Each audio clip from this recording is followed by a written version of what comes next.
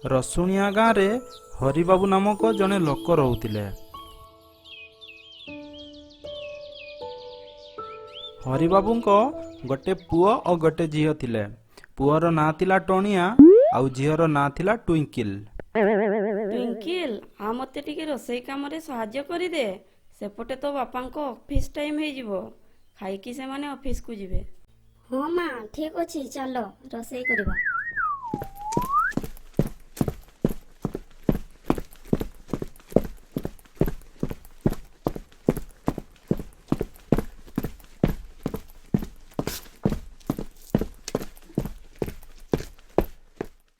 ହଉ, ସେପଟେ ମୁଁ ବି ଯାଏ।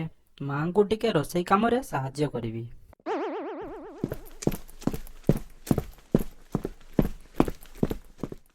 ମା, ମୁଁ ବି ଟିକେ ରୋଷେଇ କାମରେ ସାହାଯ୍ୟ କରିବି। ଆରେ ଟଣିଆ, ରୋଷେଇ ତୋ କାମ ନୁହଁ। ତୁ ରୋଷେଇ କରିପାରିବୁନି। ଆମେ ଟ୍ୱିଙ୍କିଲ ସାଙ୍ଗରେ ରୋଷେଇ କରୁଛୁ। ତୁ ଯା ହଲରେ ଖେଳିବୁ। ଆରେ କଣ ହେଲା? ମା ମତେ କହିଲେ ମୁଁ ରୋଷେଇ କରିପାରିବିନି। ହଉ ଠିକ୍ ଅଛି, ମା ଯେତେବେଳେ ନଥିବେ ମୁଁ ସେତେବେଳେ ଆସିକି ରୋଷେଇ କରିବି। କଣ କିରେ ଟଣିଆ, କଣ ଚିନ୍ତା କରୁଛୁ? ବାପାଙ୍କୁ ଡାକି ଆଣିବୁ ଯା, ଖାଦ୍ୟ ହେଇଗଲାଣି। ହଁ ମା, ଠିକ୍ ଅଛି, ମୁଁ ଯାଉଛି ବାପାଙ୍କୁ ଡାକିବି ଖାଇବା ପାଇଁ। ତାପରେ ଆମେ ସମସ୍ତେ ମିଶିକି ଖାଇବା।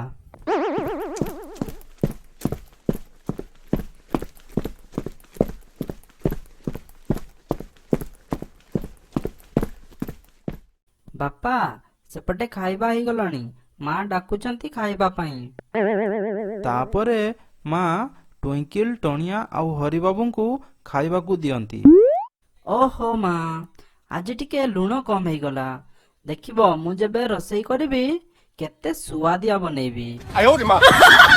କଣ କିରେ ଟଣିଆ, ଖାଇବାରେ ତ ଲୁଣ ମତେ ଠିକ୍ ଲାଗୁଛି, ତତେ କେମିତି କମ ଲାଗୁଛି? ତୋର ପାଟି ଠିକ୍ ନାହିଁ ଆଉ। ହଉ ଟୁଣିଆ, ତୋର ଯଦି ଲୁଣ ହେଇନି ଆଉ ଟିକେ ଲୁଣ ପକେଇକି ଖାଇନେ। ହରିବାବୁ ଖାଇସାରିବା ପରେ ଅଫିସକୁ ବାହାରିଗଲେ। ତାପରେ ଟଣିଆର ମା ବି ଖାଇବାକୁ ଲାଗନ୍ତି। ଖାଇସାରିବା ପରେ ଟୁଇଙ୍କିଲ, ଟଣିଆ ଆଉ ମା ଟିଭି ଦେଖନ୍ତି। କିଛି ସମୟ ଟିଭି ଦେଖିବା ପରେ ଟଣିଆ ଚିନ୍ତା କଲା। ଆରେ, ମା ତ କହୁଥିଲେ ମତେ ମୁଁ ରୋଷେଇ କରିପାରିବିନି। ହଉ ଠିକ୍ ଅଛି, ବାପା ଏବେ ଅଫିସକୁ ଯାଇଛନ୍ତି ଆଉ ମା ଆଉ ଟ୍ୱିଙ୍କିଲ ଟିଭି ଦେଖୁଛନ୍ତି। ଏଇଟା ଗୋଟେ ସୁଯୋଗ ଅଛି, ମୁଁ ଏଇ ସମୟରେ ଯାଇକି ରୋଷେଇ କରିବି। ତାପରେ ଟଣିଆ ଟିଭି ହଲରୁ ସିଧା କିଚେନକୁ ଚାଲିଗଲା।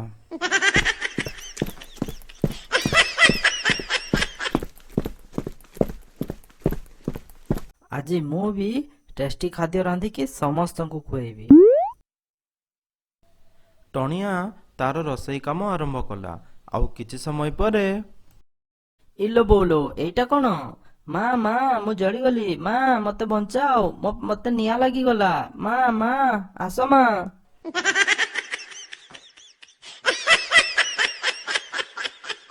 ଟଣିଆର ଚିତ୍କାର ଶୁଣିବା ପରେ ମା ଆଉ ଟ୍ୱିଙ୍କିଲ କିଚେନକୁ ଗଲେ ଦେଖିବା ପାଇଁ।